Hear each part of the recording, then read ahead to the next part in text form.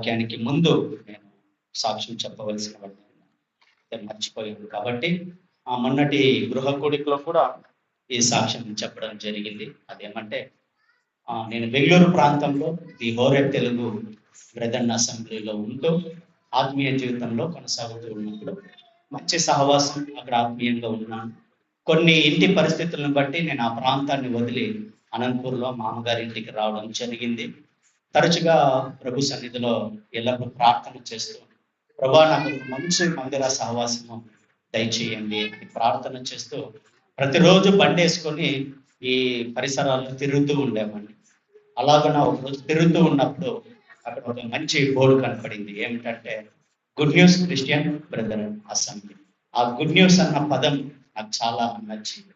ఆ పదంలోనే నేను అనుకున్నా, ఆ సంఘస్థులు తప్పకుండా సువార్తకి పెద్దపీఠం వేసే వాళ్ళుగా ఉన్నారు, సువార్తని వాళ్ళు బాగా చేసే వాళ్ళు ఉన్నారు, ఒకసారి వెళ్ళి చూద్దామని అప్పుడప్పుడు స్టార్టింగ్ డేస్ లో రావడం జరిగింది. అయితే అనంతపూర్లో వచ్చి స్థిరపడ్డ తర్వాత ఇంకా కంటిన్యూగా రావడం, సత్యబాబు అంకుల్ గారి యొక్క వాక్య ధ్యానాలు ధ్యానించడం చూసిన తరువాత చాలా నూతనమైనటువంటి విధానంలో ఆయన కొత్త తలంపులు వాక్యం ద్వారా ఎత్తి చూపడం కూడా నేను ఆశ్చర్యానికి గురైన కారణం ఏమిటంటే, నేటి తరములో మభ్యపెట్టి లేని వాటిని చెప్పి గుంపుల్ని పోగు చేసుకునేటటువంటి సేవకులు ఉన్నారు. కానీ ప్రతి చిన్నదానికి కోపపడుతూ గద్దిస్తూ క్రమశిక్షణలో పెంచుతూ ఇంటే ఇట్లే ఉండాలి, దేవునికి విధేయులై ఉండాలి అని కఠినంగా ప్రేమించే తండ్రిగా శిక్షిస్తూ ఆ సేవకుడు మన మధ్యలో ఉండడం అది మన ధన్యత, మీ అందరికి కూడా ధన్యత. కాబట్టి సంఘ సహవాసంలో మీరు ఆ లేఖనాన్ని ఆయన ద్వారా ప్రకటింపబడుతున్నటువంటి వాక్యాన్ని చక్కగా ధ్యానిస్తూ బలపడుతూ ఆ పరిచయలో ముందుకు సాగాలని కూడా మనవి చేస్తున్నాను.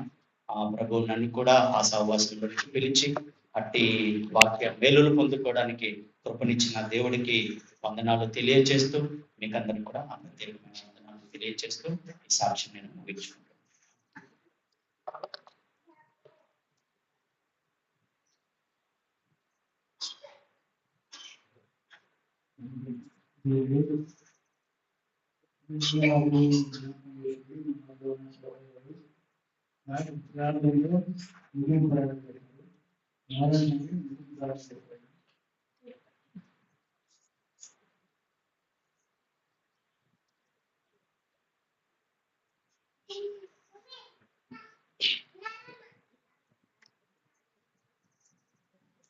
మంచిదండి. తన దాసుని తన పక్షంలో నిలువ పెట్టుకుని ప్రభు హృదయ సమయంలో మంచి వాక్యాన్ని తన దాసు ద్వారా విన్న వాక్యం బట్టి మనం ప్రార్థన చేసుకున్నామండి. జీవాధిపతిమైన మా ప్రభావ, మీ పరిశుద్ధమైన నామానికి స్తోత్రం తండ్రి. ప్రభావ ఉదయకాల సమయంలో తండ్రి చూపి బలపరిచినందుకు స్తోత్రం తండ్రి. ప్రభావ తండ్రి స్వార్థ ధ్యానంలో విధానం నిలవబెట్టుకునే తండ్రి తండ్రి లేఖనంలో ఉన్న మాటలను మా కొరకై ముందుగానే పొందపరిచిన మాటలను వాక్యము తండ్రి నేను విదాసు ద్వారా మాకు తేటగా తెలియపరిచినందుకు తండ్రి స్తోత్రం తండ్రి. విన్న వాక్యం ద్వారాగా నేను తండ్రి మాకు తెపరలేసినందుకు తండ్రి తండ్రి సుబుద్ధి కలిగి ఎలా ఉన్నాడో నేను తండ్రి తండ్రి భక్తులు మా ఎదురు మీరు నిలువ పెట్టిన తండ్రి మాట్లాడినందుకే స్తోత్రం దేవాలయం దావీదు తండ్రికి లోబడిన విధానం మేము జ్ఞాపకం చేసుకున్నాం తండ్రి. ఆయన సున్నతి ఆయన తండ్రి ద్వారా వారి మాటలు విని తండ్రి 40 రోజులు తండ్రి వారిని ఆయన తండ్రి మౌనంగా ఉండటం చూస్తున్నాం ఆయన తండ్రి.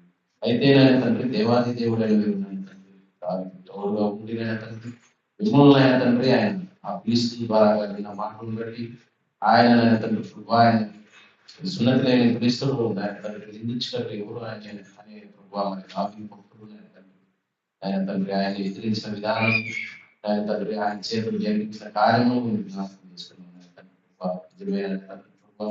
మీ విశ్వాసం నుంచి మీ అందుంటే తండ్రి తోడుగా ఉంటాడని తండ్రి లేఖనం ద్వారా మీరు చెల్లించినందుకు స్తోత్రము తండ్రి. అయితే తండ్రి లోకానుసారంగా ఉన్న పరిస్థితులను బట్టి మేము ఆయన తండ్రి స్ఫూర్తి కలిగి లేని వారంగా ఉన్నామేమో ఆయన తండ్రి ఉదయకాల సమయంలో మేము జ్ఞాపకం చేసుకుంటున్నాం తండ్రి. అయితే మమ్మల్ని మేము ఆయన తండ్రి మీ కృపగల స్థానికి అభిజలుపుకుంటున్నాను తండ్రి.